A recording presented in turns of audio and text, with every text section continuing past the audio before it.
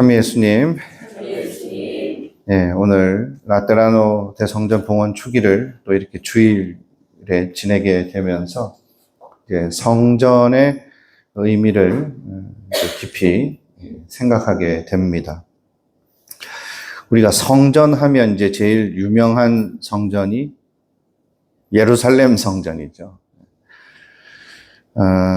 이스라엘 역사에서 가장 위대한 업적을 남긴 왕 하면 여러분들 누가 생각나세요? 다윗 생각나고 또 솔로몬. 다윗은 이제 아주 성왕이라고 불리죠. 그리고 이제 솔로몬은 그 지혜의 상징과 같은 존재입니다. 근데 그 지혜를 누가 주셨어요? 하나님께서 솔로몬에게 허락하신 겁니다. 그래서 이스라엘의 역사에서 가장 큰 부귀영화를 누린 왕을 말해보라고 하면 이제 솔로몬이라고 할 수가 있습니다. 그리고 이 성전과 관련해서 오늘 솔로몬을 생각할 수밖에 없는 게 이 솔로몬 왕이 토목 건축 사업을 아주 대대적으로 펼친 왕이었습니다. 그래서 그 대표적인 프로젝트가 바로 예루살렘 성전 건립이었어요. 이 성전을 다 완공하고 나니까 하느님께서 이제 나타나셔서 솔로몬한테 축복을 하시죠. 그런데 그 축복의 말씀 속에 경고의 말씀이 포함되어 있습니다.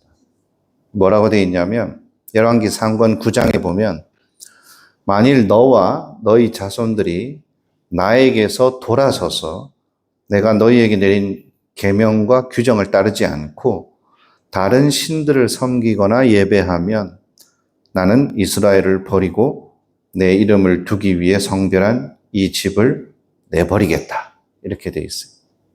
자, 성전 잘 지어놨는데 멋있는 성전을 지어놓고 실제로 그 속에 드나드는 사람들이 하느님의 뜻에 맞지 않는 그 계명을 저버리고 또는 우상숭배에 빠지거나 이렇게 되면 그 성전 건물 자체가 의미가 없다라는 것이죠. 그래서 성전을 정말 아름답게 잘 거룩하게 꾸며놓은 그 목적에 맞는 일이 그 속에서 일어나야 된다라는 아주 단순한 진리를 말씀하고 계십니다. 그래서 세상에서 가장 지혜롭다고 했던 이 솔로몬이 하나님께서 미리 내다보신 걸까요? 인생 말년에는 아주 어리석은 길을 가게 됩니다. 우상 숭배에 빠지죠.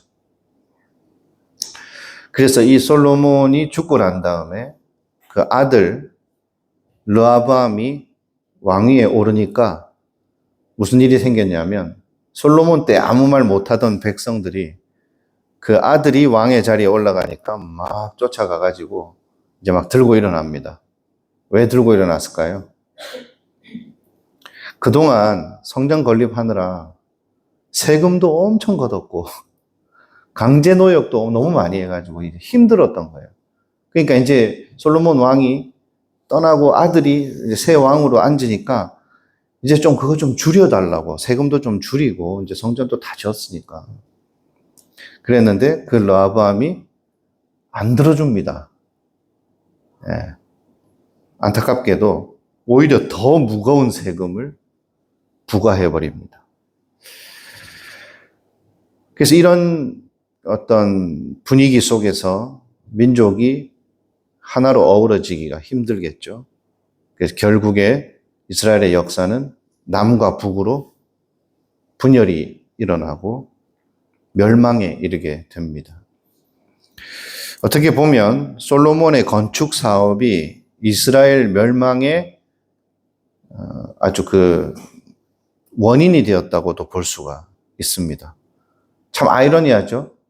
성전은 막 하나님께 봉헌하기 위해서 짓는 대대적인 프로젝트인데 그게 오히려 백성들을 너무 힘들게 만들고 민족을 분열을 시키는 결과를 보게 된 것이죠. 아마 처음에 성전 건축 시작할 때는 첫 삽들 때 하느님께 봉헌한다고 막 마음을 다지고 정성껏 그런 좋은 마음으로 시작했을 겁니다. 그런데 그것이 진행되는 과정에서 백성들이 너무 이제 힘들고 피, 땀을 흘리고 하는 그런 모습들을 외면하고 오로지 목적, 이 성전을 건립하려고 하는 그 목적에 충실한 그 과정에서 놓치고 간 것들이 너무 많은 것이죠. 과연 그 과정의 모습을 지켜보신 하느님께서 기쁘셨을까? 그 성전 그게 뭐라고? 이런 생각이 들지 않으셨을까? 하는 생각도 듭니다. 그래서 예루살렘 성전은 결국에 하느님께서 경고하신 그대로 나중에 파괴되고 폐허가 되어버리죠. 그리고 이제 세월이 흘러서 이 예루살렘 성전을 다시 재건하겠다고 나선 사람이 있었어요. 누굴까요?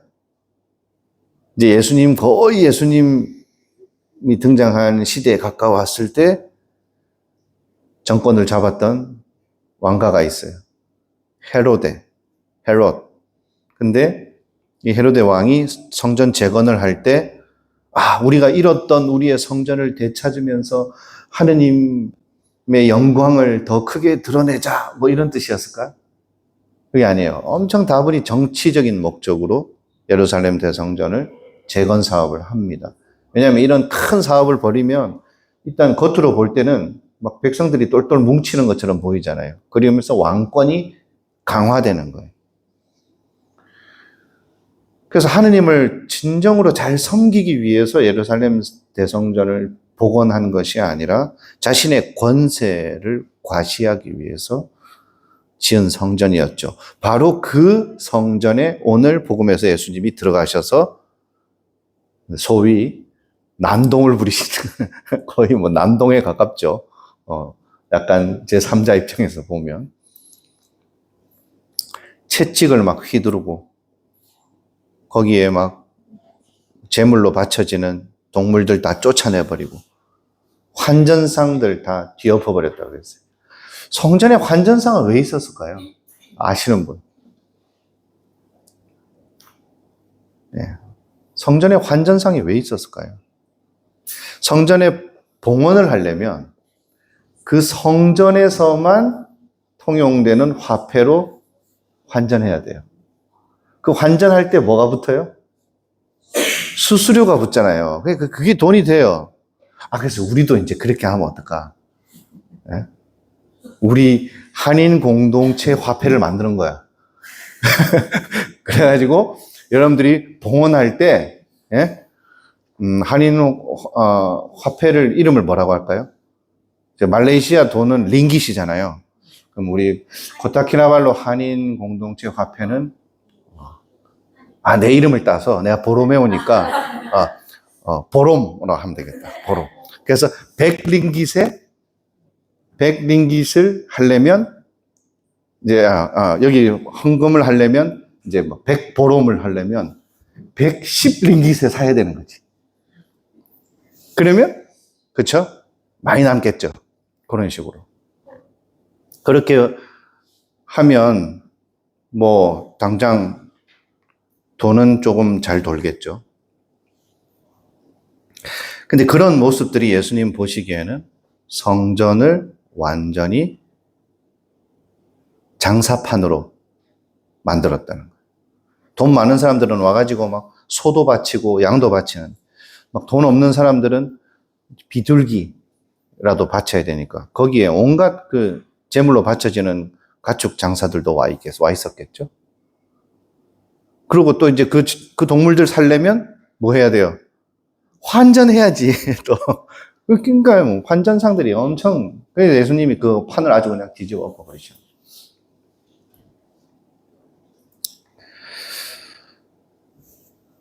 이 성전을 허물어라 하고 외치시면서 예수님이 거의 난동을 부리셨는데 그 성전은 처음부터 불순한 동기로 세워졌고 그 안에 이루어지는 일들도 하느님 보시기에는 아주 옳지 않았기 때문에 누군가가 보기에는 난동이지만 예수님의 입장에서 볼 때는 성전을 정화시킨 것입니다.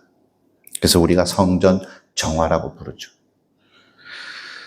자, 문제는 빌딩이 아니에요. 건물이 아니고 그 안에 드나드는 인간들의 마음입니다.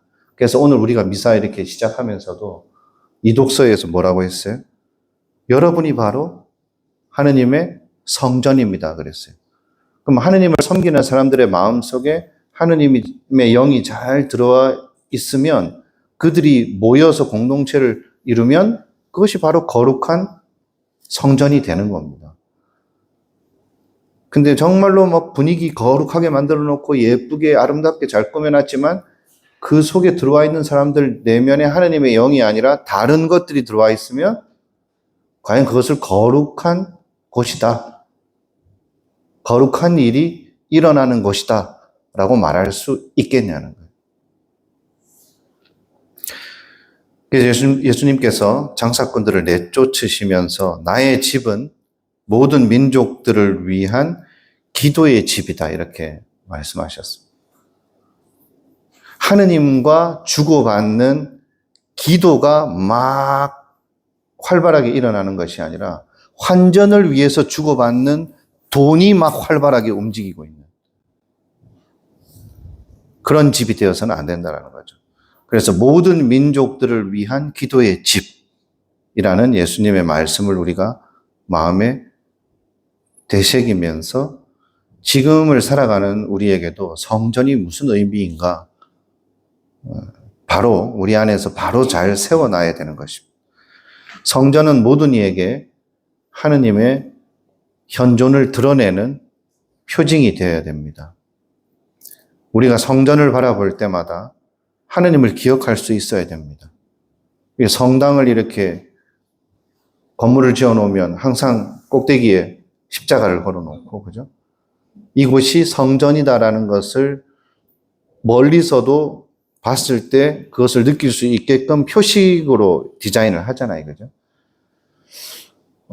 그리스도교 문화가 뿌리 깊은 문화권에 가면, 이제 서양 사회에 가면, 열심한 신자들이 성당 앞을 차를 타고 지나가면서도 성호경을 확 긋고 가요. 네.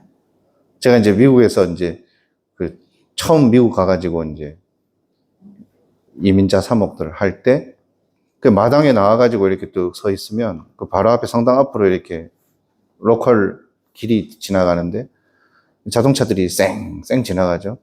근데 성당 앞에 그 성모상이 이렇게 세워져 있고 그래서 누구든지 지나가면 여기가 성당이라는 걸 느낄 수 있는 그 딱 분위기가 있었어요. 근데 무심코 이렇게 보고 있는데 운전하면서 이렇게 지나가면서 성호경을 긋고 지나가는 사람들이 제법 많더라고요.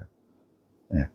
아마 어릴 때부터 그런 교육을 받아서 그런 걸 수도 있겠지만 그 성호경을 긋는 그 아주 짧은 그 찰나 같은 그 순간에 그 사람의 마음이 하느님께 향한다라는 거예요.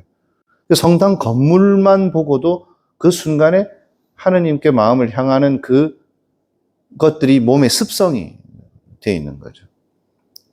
근데 우리는 어때요? 지나가도 시큰둥 하잖아요, 그죠?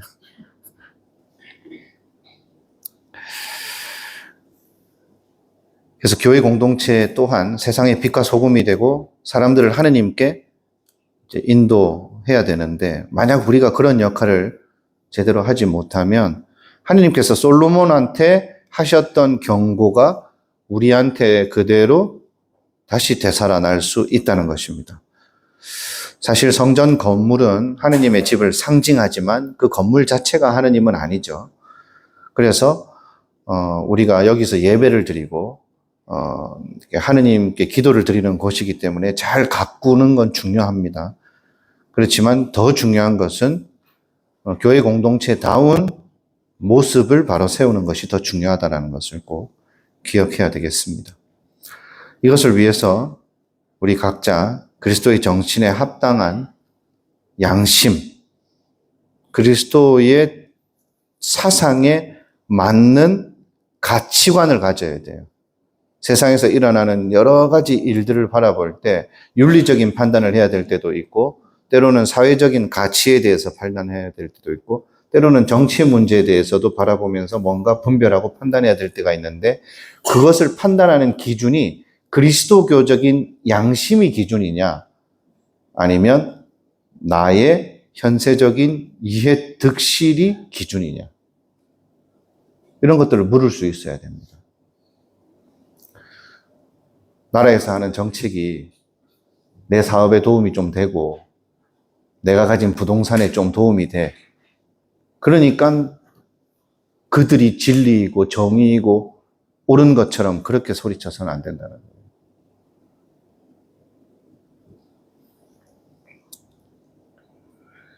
그리스도교 정신에 합당한 양심을 기준으로 보고 분별하고, 말도 그렇게 해야 되고 행동도 그렇게 하는 그리스도인이 되어야 합니다. 때로는 교회 안에서도 자신의 욕심을 채우려는 사람들을 볼 때가 있습니다. 처음에는 순수한 마음으로 세례받고 또 봉사도 그렇게 시작을 했겠지만, 시간이 지나면서 첫 마음을 잃어버리고 또 내가 왜 여기에 존재하고 있는지 올바른 지향을 상실해버리는 그런 경우도 있죠. 교회를 위한다고 하면서 어찌 보면 자기 자신의 득을 최우선으로 생각을 하다 보면 오히려 분열과 상처를 남기는 그 주체가 되기도 하는 것입니다. 하느님의 성전이 기도하는 집에서 멀어지는 전형적인 원인이 그런 데서 생기기도 합니다. 그러니 우리가 솔로몬의 어리석음에서 오히려 교훈을 얻어야 됩니다.